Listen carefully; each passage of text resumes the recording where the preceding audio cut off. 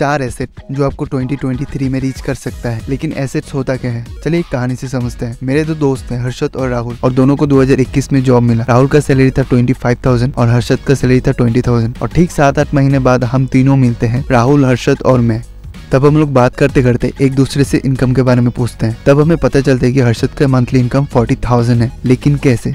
उसका तो सैलरी 20,000 ही था। आप लोग बोलेंगे प्रमोशन हो गया होगा, लेकिन नहीं। तो उसका इनकम बढ़ा कैसे, आइए मैं समझाता हूँ। तो हर्षद ने क्या किया, हर महीने जो उसको 20,000 सैलरी मिलता उससे वो 10,000 अपने घर पे और अपने खर्च पे लगा देते थे, और जो 10,000 बचता उसको वो सेविंग्स करने लगा। ऐसे ही 4-5 महीने सेविंग्स करते गए, और फिर उसका सेविंग्स क्या हुआ, पैसे से वो एक DSLR खरीदते हैं जिसको हर्षद रेंट पे दे देते हैं, और उससे हर्षद का इनकम जनरेट होने लगा। तो हर्षद लिए उसका DSLR एक एसेट बन चुका है, और ऐसे हर्षद ने एसेट बनाते गए। तो इसीलिए आज हर्षद का इनकम 20,000 से 40,000 हो चुका है। तो आप लोग समझ गए होंगे एसेट्स क्या होते हैं। एसेट्स कोई भी एक वो चीज होती है जिससे आप लोग पैसा अर्निंग कर सके। तो आइए अब 4 एसेट के बारे में बात करते हैं।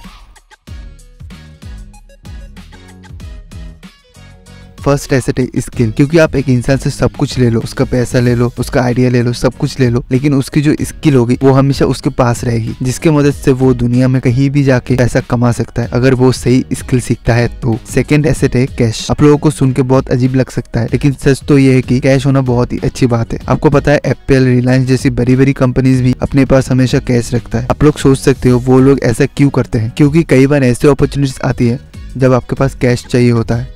कैश के थ्रू आप बहुत जल्दी आप कोई भी डील कर सकते हो, और कई बार कैश देने से आपको कई चीज बहुत सस्ते में मिल जाता है। ऐसे ही कैश होने से बहुत सारे फायदे हैं, जैसे कि कोई इमरजेंसी आया तो आप कैश यूज कर सकते हो। थर्ड एसेट है इक्विपमेंट एंड एसेसरीज। देखो, मैं अगर कोई एक कार या कैमरा लेता हूँ और उससे मेरा पर्सनल यूज के लिए मैं यूज करता हूँ, तो वो एक मेरे लिए लायबिलिटी होगा। उसके ऊपर हर महीने या हर साल मुझे मेंटेनेंस के लिए उसके ऊपर मुझे पैसा खर्च करना पड़ेगा। बट वही अगर मैं इसको रेंट पे लगा देता हूँ या किसी को दे देता हूँ रेंट के लिए, तब वही कार या कैमरा जो मेरे लिए लायबिलिटी था अब मेरे लिए एसेट बन गया है। लेकिन अब आप बोल सकते हो, क्या जगदीशा अभी तुझे मेंटेनेंस करना नहीं पड़ता क्या? पड़ता है, लेकिन अभी जो मेंटेनेंस का खर्च आता है वो मेरा पॉकेट से नहीं बल्कि रेंट से जो पैसा आता है उससे मैं देता हूँ, और उससे मुझे इनकम भी होता है। फोर्थ एसेट है stock market, bonds and mutual fund. Western country में स्टॉक मार्केट बहुत ही फेमस है। अब तो इंडिया में भी हो रहा है, क्योंकि इसमें घुसना जितना ईजी है उतना ही निकलना भी।